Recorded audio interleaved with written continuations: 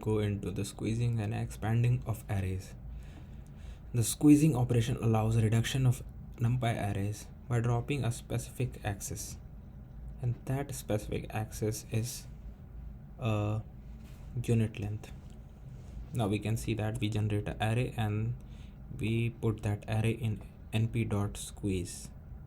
Now the array is 1 unit length along the second dimension, that is the rows. So it will be reduced and it will be produced like this. So the original array shape is this, and finally it is printed out by this shape. Now we can specify axis also along which we want the array to be squeezed. So here the axis is 0, or rather 1, and it is the row dimension, and as we can see, this is. We can also expand the NumPy arrays, and a new unit axis is inserted in that particular specified space.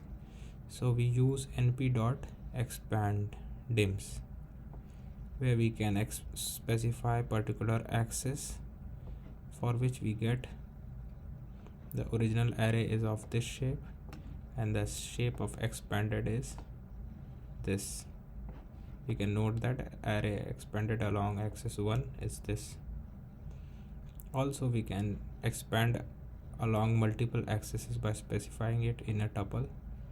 So we want this expansion, and then we get the expansion along this axis and this axis,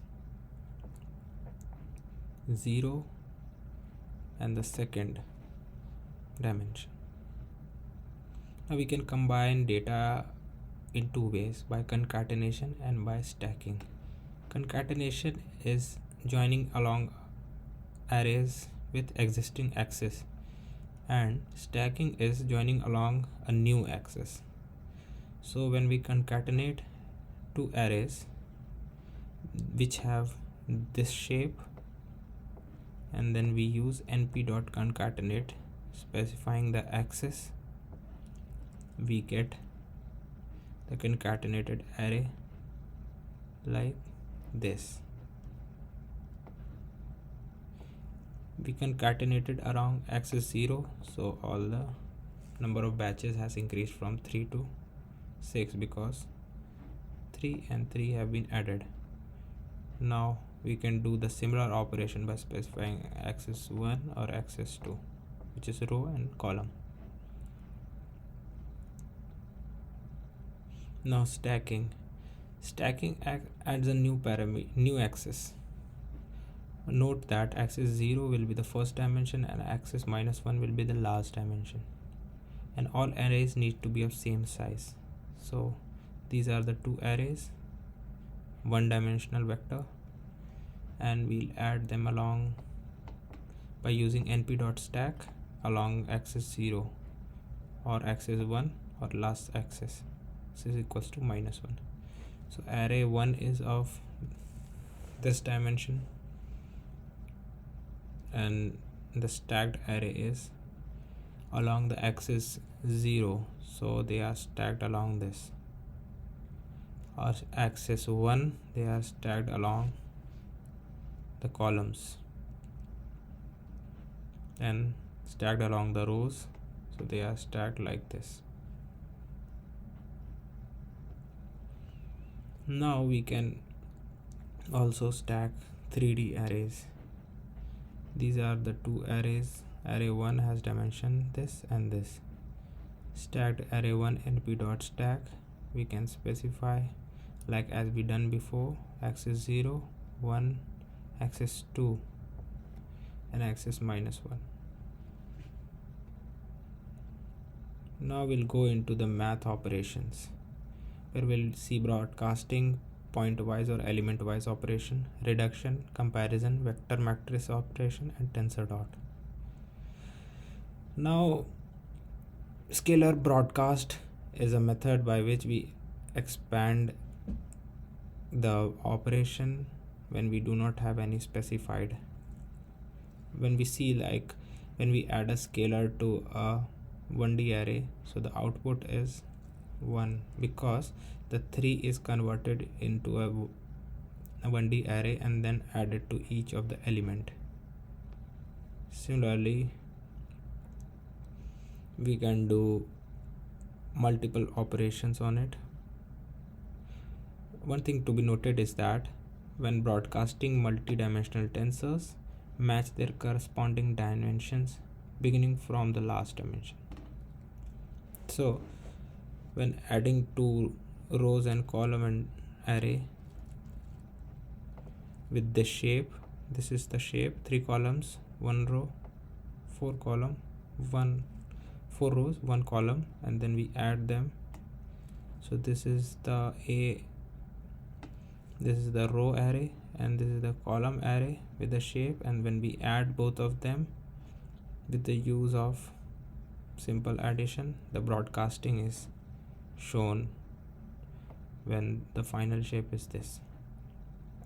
Also, you can multiply both of the row and column arrays and we'll get this shape. Now we'll see element wise operations.